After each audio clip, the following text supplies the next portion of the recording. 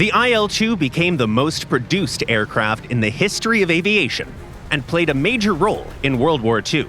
And while its creators picked the right concept of a slow but well-armored strike aircraft, the design required numerous incremental upgrades. Many of them were urgent and had to be completed in the very first years and even months of production. One of the first modernization variants of the Il-2 was a model with the M82 air-cooled engine. The work to adapt the design had been started in advance, since the factory that made the original AM-38 engines had to be evacuated, and the assembly lines had expected supply issues. However, the liquid-cooled engines continued to come in good numbers, and the new model became redundant before the prototype passed the trials. On the plus side, the Il-2 M82 was one of the first to receive a rear gunner that the early versions needed so badly. Sometimes, field workshops would even cut a hole for the extra crew member on their own initiative, and the gunner would fly with no protection whatsoever. It was only in 1943 when the designers went back to the idea of a two-seater. There's another notable change connected to the addition of a gunner. Some planes received the so-called aero wings, with leading edges that increased the sweep angle. This change moved the aircraft's center of gravity forward, compensating for the gunner and the extra MG in the rear.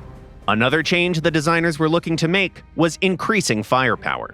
They tried to install something more impressive than the original 23mm cannons, like the NS-37, where the number stood for the caliber. The new weapon's recoil was way too high, though, and its shells didn't do enough damage to new armored vehicles. Then, the Aviation Bureau made the decision to shift its effort to a different slice of Il-2 problems altogether.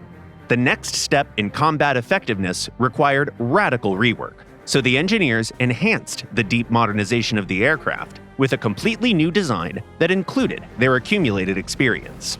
The first variant was called the Il-8 and used the original strike aircraft as a base.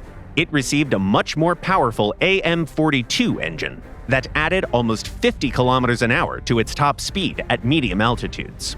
The team achieved a better climb rate and maneuverability than any of the earlier modifications of the Il-2, and the new model's payload was almost twice as high.